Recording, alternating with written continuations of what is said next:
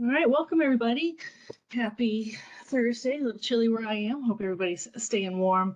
My name is Nikki Kimball. I am a solutions architect here for Intellias. I have been working with the product for 20 plus years. I started with Lawson version 7.2. So have seen a lot over the years and excited to share some of the updates for year end for both the GHR payroll and the Lawson S3 payroll. I know that Infor is doing a lot of stuff coming up the first week of December. They've named it year-end week, but we wanted to make sure you could get ahead and not have to wait for that week to know what to do and to see and to look for and to get a little prepared before all the updates come out for us and S3 for the year-end patch, and also not a lot has changed in the GHR payroll side from year-end last year, but a few things have moved around. So we just want to make sure that everybody was prepared and that we knew what was coming. And like Chandra said, if you have any questions, just drop them in the chat. She'll interrupt me, no problem. So, all right.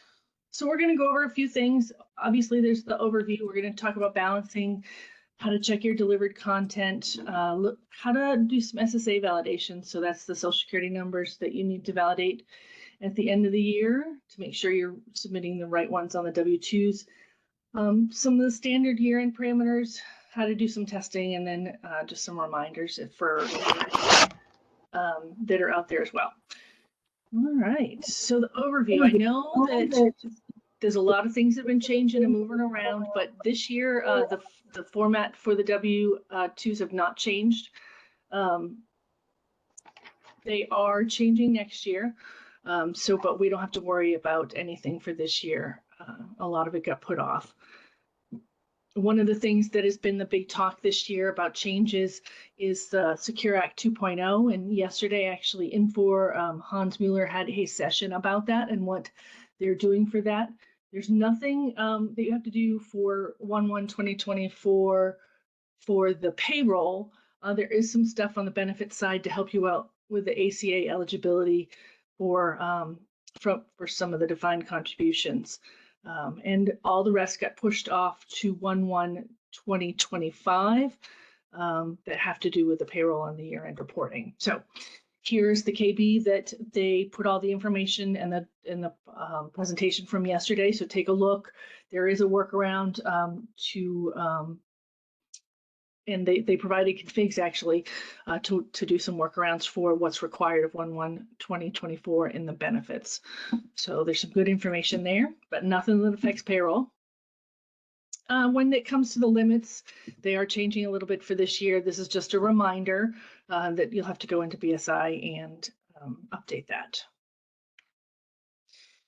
Normal due dates for filing, obviously the end of the January, and then the extensions dates here as well. So like Chandra said, you'll be getting I believe she said, but at the end of this, you'll be getting a copy of this. No need to take notes. All this information is in there here for you, and we'll provide it after the session is over. A lot of good information in here. So when we start out with HR Talent Payroll Quarterly Balancing, there's a lot of reports out there, and they're actually getting better and better.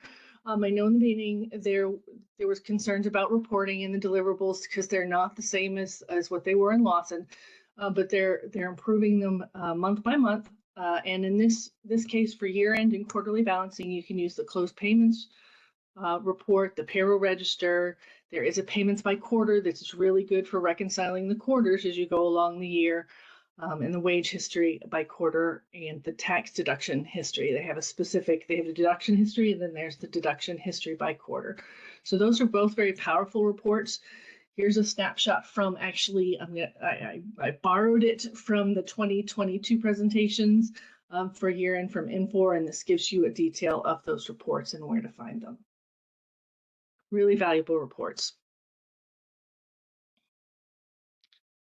Show you some in a minute, but here on the balancing, there is a way, it's different from Lawson S3 to get the negative wages, to validate that no employees have negative wages.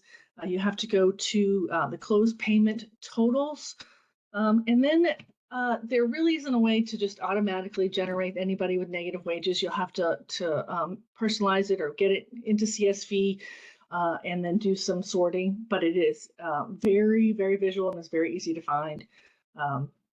Great way to find negative wages. Also, you'll have to validate excess wages.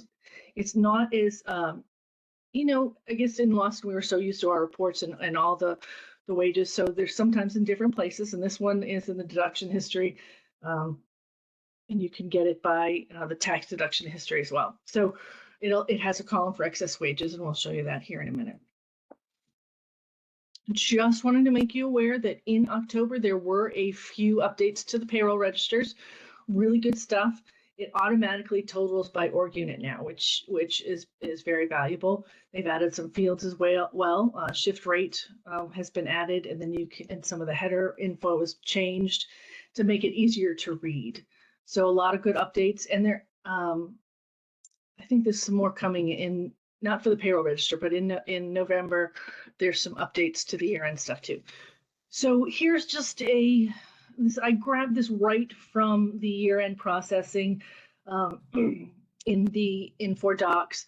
Here's just some reminders of where you can get some valid information or how to reconcile the amounts on the payroll register. When it comes to Lawson S3, our good old PR 260s, our basic report, we always want to save the PR 141s from each payroll run, so that way we can have our finalized reports to compare against, to log against, to make sure that everything is balancing for the payroll and for the quarter. And then by year end, you should have no problem. Here's some more details, right, like I said, from the Infor docs on S3 Lawson about what report you can get and how to run it and get the specific report. So this is really valuable information. I want you to keep this in your back pocket until you get to year end, so you can look these up. In Lawson, like I said earlier, you get the negative wage. You can run it the PR 297, the W2 jobs, to get the negative wages, and you can get early on now, if you haven't already, get the count or an estimate count to order the forms. So that's balancing. Okay, now let's get in and look at the system for a minute. So the first thing you need to do is make sure your delivered content has been updated. Let me show you how to do that. Oops. I was in there doing stuff. So there's this integration architect, and that's where all the file creation information is. You come to the file creation utility dashboard, and this is where you find all the files that you have to make sure are there or set up or active. So what we want to do is look for the federal forms, and here's all the W2 forms. Now, there's a handful here. They're by sequence number. So it's when they were added to the system. So most likely the most recent one is at the bottom. Now, in our demo box, it's named 2019, but that's when it was loaded, or that's the most recent version. And the reason why I can tell it's the highest at the bottom, and these other ones that have active no, there's been a lot of testing in our box. So this may not have the correct name, but it is the right one. It's the most recent. It's active. And excuse me for one moment. Excuse me, thank you. So this is where you would validate that the job is there, right? You've got to make sure that this is there. And if it's not, potentially the most latest one, delivered content, you can find that right here. You can also find it on the payroll side, which is more payroll focused. So I'm going to go over there.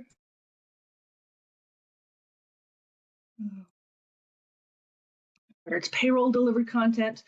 And this shows you everything you need to update to make sure you're ready for year end. But actually, I keep this on my payroll checklist for every processing.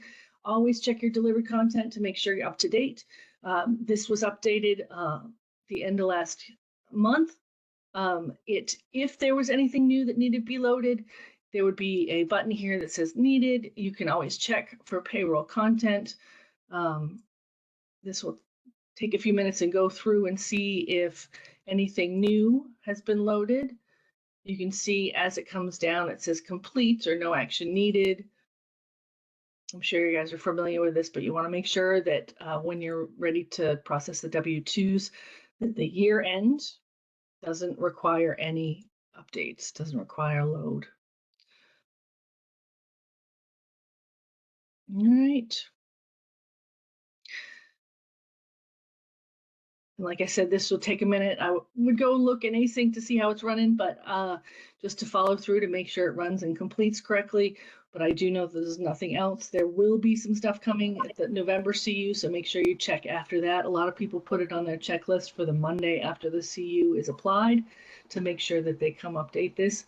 But there's no guarantees. That's the only time they will update things. There's sometimes payroll delivered content that shows up not with a CU. So as you can see here, no action is needed for any of these. Everything's up to date and everything's loaded.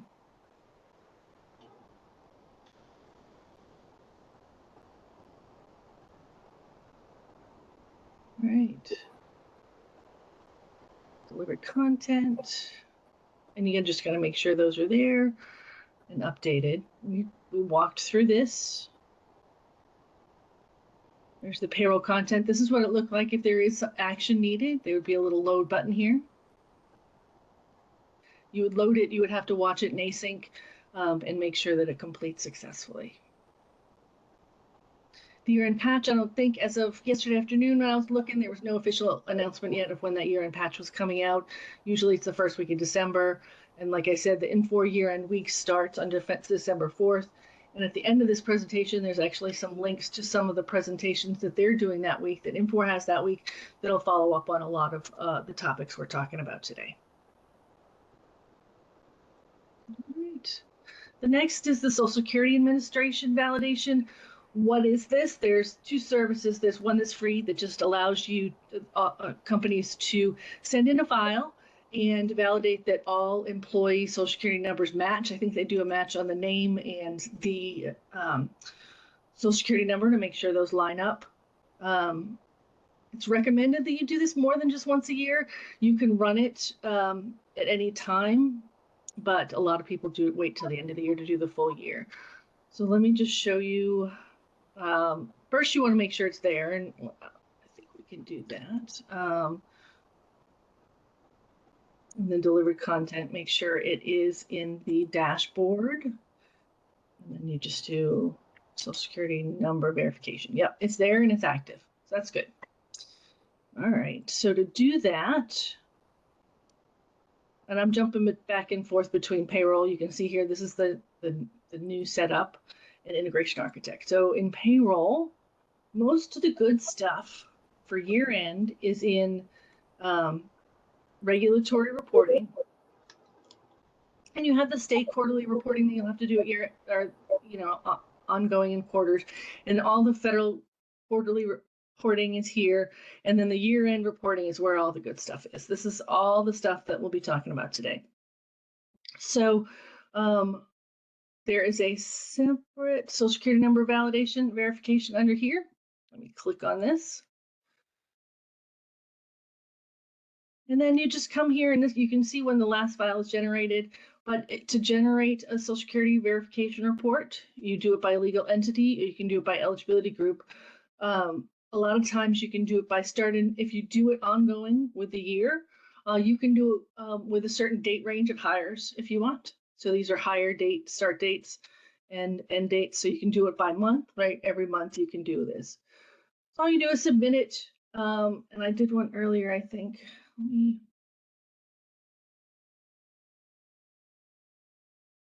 Yeah. Payroll year. And then it was submitted. So here, even here, you can see any the details of the employees and any errors that happen. It'll identify anybody that doesn't have a Social Security number, which is nice. And I highly recommend, a lot of companies don't do this, but I highly recommend this. I had a retail client years ago when we first implemented Lawson, and we ran it, sent it in. This was during our testing, actually, even way before go live. And they actually had a manager at one of their retail stores that didn't line up, so they called him and they left a message, and then they never heard from him again, which is kind of sad because he was a good manager. But they found someone that wasn't using their own social security number. So it's a good way to check and make sure that all your employees are correct and legal. Okay. All right. Let me go back here.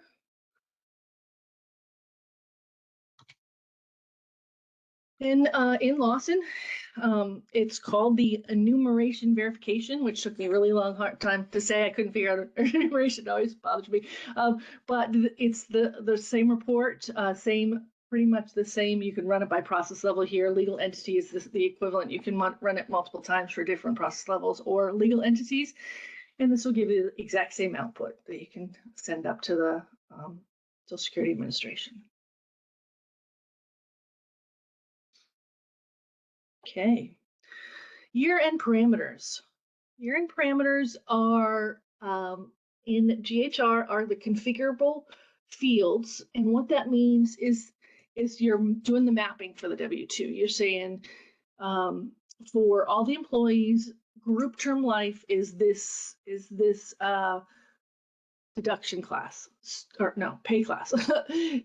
So you're just doing the mapping to the different fields on the W-2. On the employee level, you want to make sure before you even get to the mapping, you want to make sure you do some validation right off the bat. You want to make sure everybody has a social security number, and you can do that with actually the social security report. You can make sure their name and address is valid. A lot of companies do a big sweep at the year end and say, hey, go online in your employee space and make sure everybody's address is correct, so we know where to send your W-2s if you're putting them in the mail. And the year-end parameters are the data that's not held in Infor, right? So you can, for the employee, if there's information that's not calculated in the system, you can always override it and put it on the employee year-end parameters. But these are some examples. Non-tax sick pay is the biggest one that I've done this way, or any state-specific required fields. So let's go take a look at that. All right.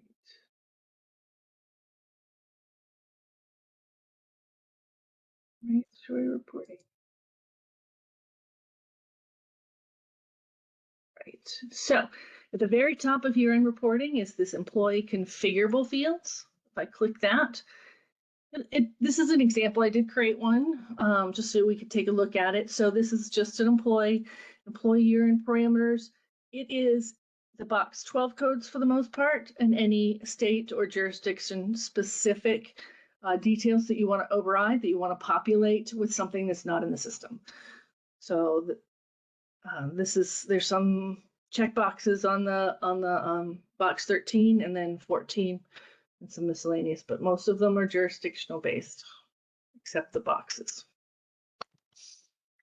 Another one on the employee level, I did set an example here. This ERISA, and I think I'm saying that right, is for military members that were active, and then they're able to make up certain amounts or certain criteria for their defined contributions. So when they come back, you can allow them to contribute more based on how long they were gone. But this is where you control that. This is where you would say, hey, this is how much we allowed the employee to make up when they returned from their military leave. So this is where that would go. When it talks about tax authority configure fields, this is state or jurisdictional specific, and I just picked Maryland. This is any information that's specific to the state, and not all states have this, so you wouldn't have to do it in all the states, but Maryland, for example, does. I know Pennsylvania has quite a few, because in Pennsylvania, sometimes you can combine some of the deductions and put them in the same bucket. So that's where you would map that for Pennsylvania. And every one of these jurisdictions or tax authorities may look different based on what's required by the state or the locality even. So here, there's different requirements based on the state that you can populate. When it comes to the year-end configurable fields, this is the equivalent of the S3 PR27. This is every year you have to populate this. So if there's anything, and I'm just going to jump right to box 12, because this is where you put this is the pay class, sorry, for group term life, for example. This is where you would put the health savings account, and this maps the pay codes and the deduction codes that you're using all year long, and putting them in the class buckets and making sure you map them to the correct field on the W-2. Okay, so I think up here, yes. So if they're staying the same year to year, you can come and copy these from 2022 if you had them all correctly, but I would still validate them. One of the suggestions is to validate all your deductions and your pay codes and your pay classes and deduction classes and groups to make sure that if along the year you have added new pay codes that qualify for some of this or changed them, to make sure that all your buckets are the correct ones. Good thing to validate.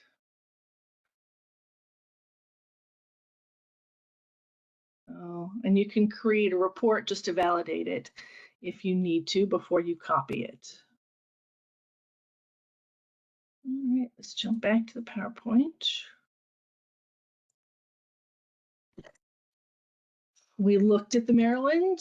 Here's the year-end configurable fields. And this is what you need to look at for your company level or legal entity. So like I said, some of the things you're going to want to validate is make sure if you added any new pay codes or deduction codes, that they get in the right buckets if need be. You want to make sure your employer EIN is validated, and then make sure your payment descriptions are correct. The deduction codes, the tax authorities, anything that will be showing up on the W-2, you want to make sure that those descriptions are self-explanatory when you get there. All right. Like I said, the PR27, the year-end parameters, I think we can take a look at that as well. Yeah, PR27, it goes by the boxes here as well. It's almost the same exact topics as they called them. And you just got to go through these and make sure everything is mapped that goes along with each box. Obviously, not all of them are, used. It's just the ones that are used by your company. Okay, and with this one, if you go to related forms, you'll see the PR11, which is the employee year-end parameters, the tax authority year-end parameters, and then you can actually do the same report. And then with the 127, you can actually copy it. So running the PR 127, you can copy from year to year over on the Lawson side.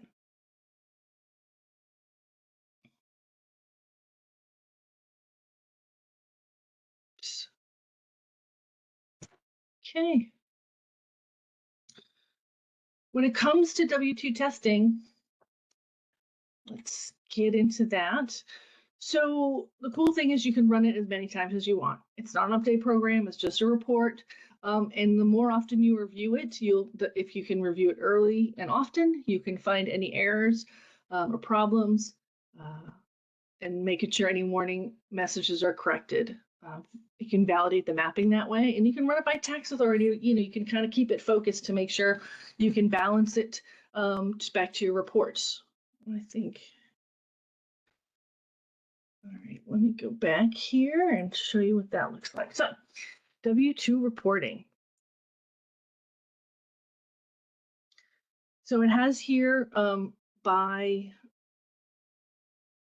authority. So I'm just going to run it by federal here. Generate W-2 file. And how to run this? You run it by legal entity, We're going to keep on doing compass. You run it by year, and this is where you say, I want to use my configurable fields. You may not want to in the beginning just to know your reporting or number of, to get your number of W-2s needed, but I'm going to select it. And you can actually also run it as a separate run, and you can run it to only include missing W-2 forms. So that way it does a check. I think it does a check against last year to anybody who has doesn't have one the last time it was run.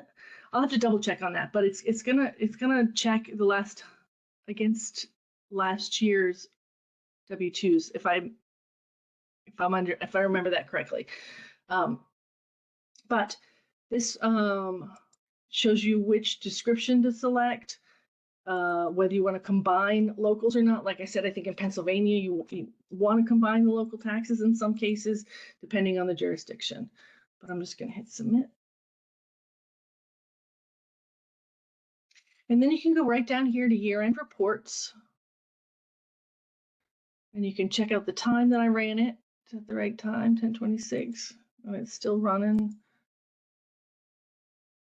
It won't give me any errors. And that same guy that doesn't have a W or no social security number.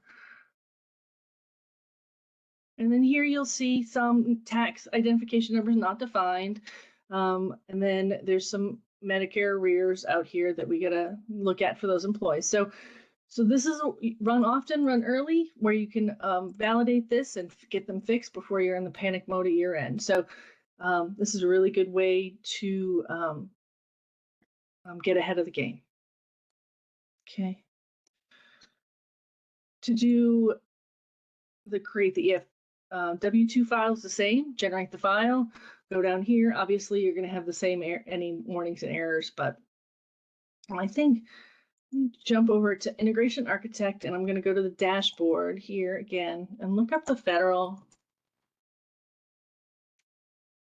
So we ran this one, right? And it actually says here that it's right here. So I'm going to double click on this.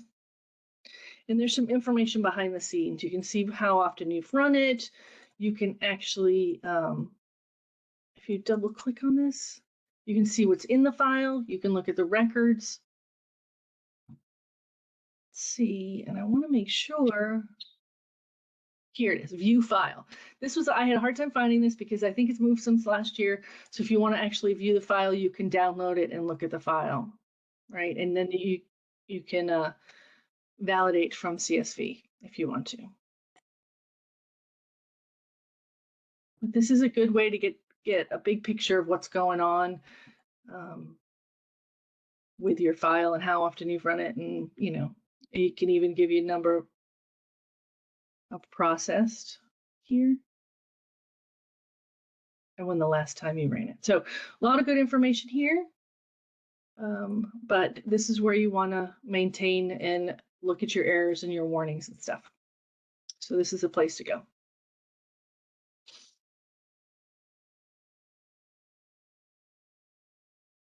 Okay. Talked about the errors and warnings. Okay, when it comes to Lawson, the PR 297, our favorite W-2 job, this one, same thing, you can run it as many times as you want.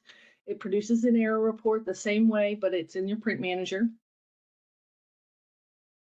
And this is where I think we already talked about this, but you can also run it for negative wages. You can run it to get account for early W-2 ordering. Okay. So here's some year-end reminders. It's not just about W-2s at year-end. I know that we all want to think that because it's our main focus, but we got to keep an eye on the defined contribution limits. We got to remove all the year-end arrears. This is GHR. Any BSI updates, we got to go over there and update the 401k limits for the next year. Those are effective dated, so you can do those early.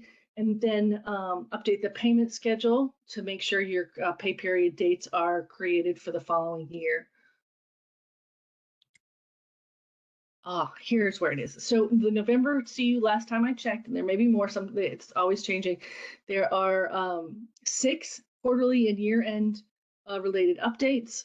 So if you do some testing now, so if you do, trying to do some balancing, I want to make sure you do it again after the November CU to make sure that that everything is in there and is correct. So the KB article for the November CU is right here. And again, you'll get a copy of this PowerPoint. For Lawson S3, same reminders. You want to make sure that you review arrears with a PR 239 and delete any if as needed. The BSI updates, same exact thing. For the pay plan and the close of year, you want to do the PR 999. You want to make sure the close years, after that last payroll is run for the year, but you can actually do the plan dates, and you may already have done the plan dates because of your open enrollment to make sure that the pay periods for next year have been created. Obviously, the defined contribution limits on the BN12 are also needed.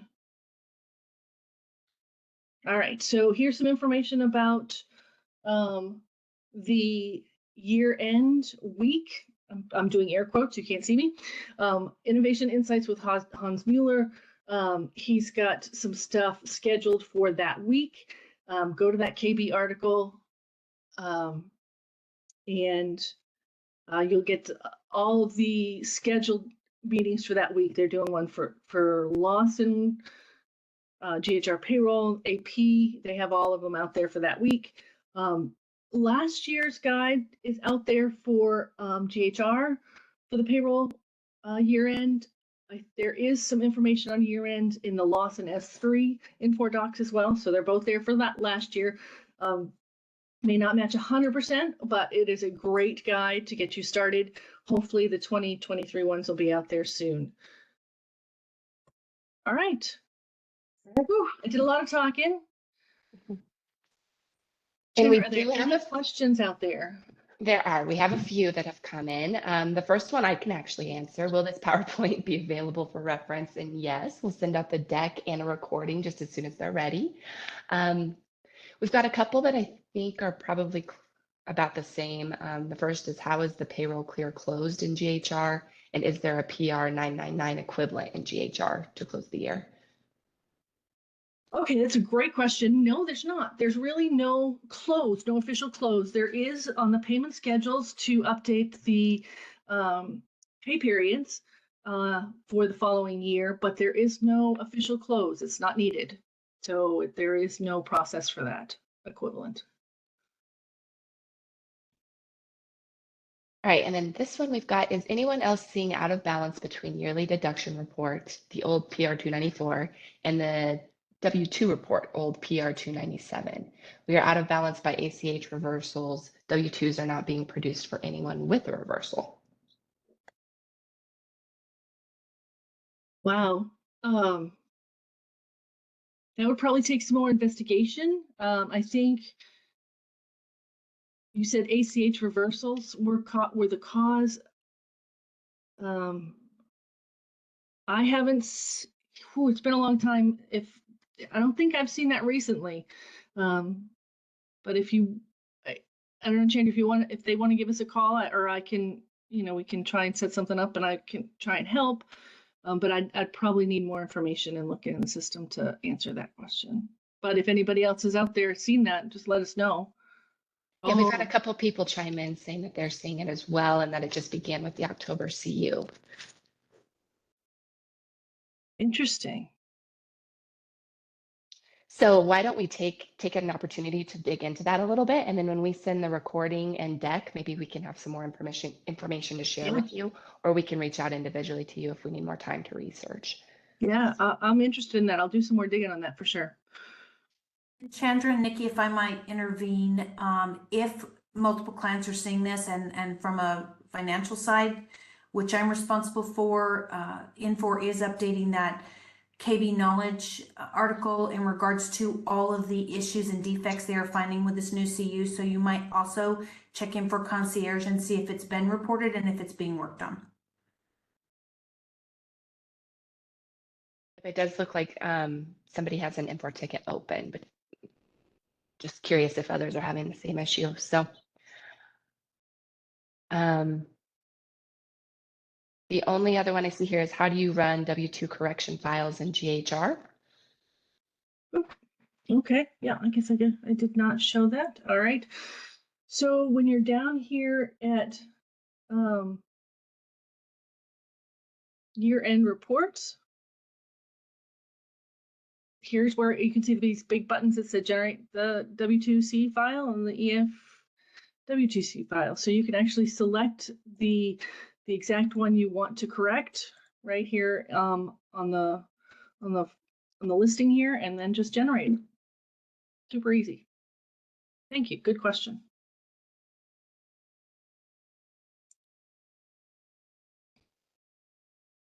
All right, and then I Anything see a else? question about how to sign up for the Hans Mueller sessions. I can be sure we send you, forward you on one of his emails so that you can register for that to the person who asked that question. So Yeah, there's this KB article that's sorry. This KB article is the one where you can go and find all the weekly ones, so that you should be there. If not, yeah, we can get that information to you.